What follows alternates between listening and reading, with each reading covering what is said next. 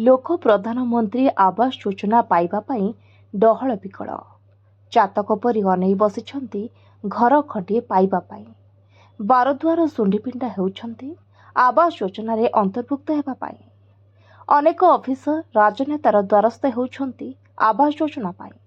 दरखास्त उपरे दरखास्त देउछंती गोष्ठी उन्नयन अधिकारी रु आरंभ करी जिलापालक पर्यंत एपरिकी एमएलए एमपी जाए। जेतेबेले आवास योजना पाईगले फाउंडेशन बाबद रे अकाउंट रे टंका चढ़ीगला आउ से हिताधिकारी मानक देखा नाही।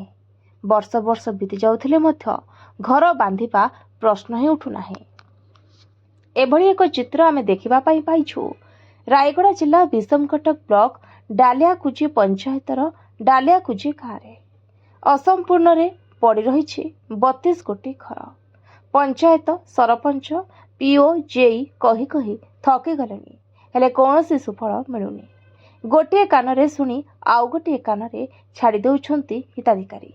एणु आज असंपूर्ण थिबा 32 गोटी घर को संपूर्ण करिबा पई विषमकटक गोष्ठी उन्नयन अधिकारी श्री शिवप्रसाद पट्टनायक तत्वावधान में डालियाकुजी रे एक बैठक अनुष्ठित होइतिला।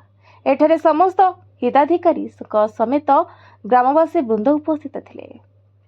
बीडीओ श्री शिवप्रसाद पट्टनायक उपस्थित थिबा समस्त हिताधिकारी मानकु गोटी गोटी करी घर काहेकि असंपूर्ण रहिला से विषय पचारि बुझिथिले।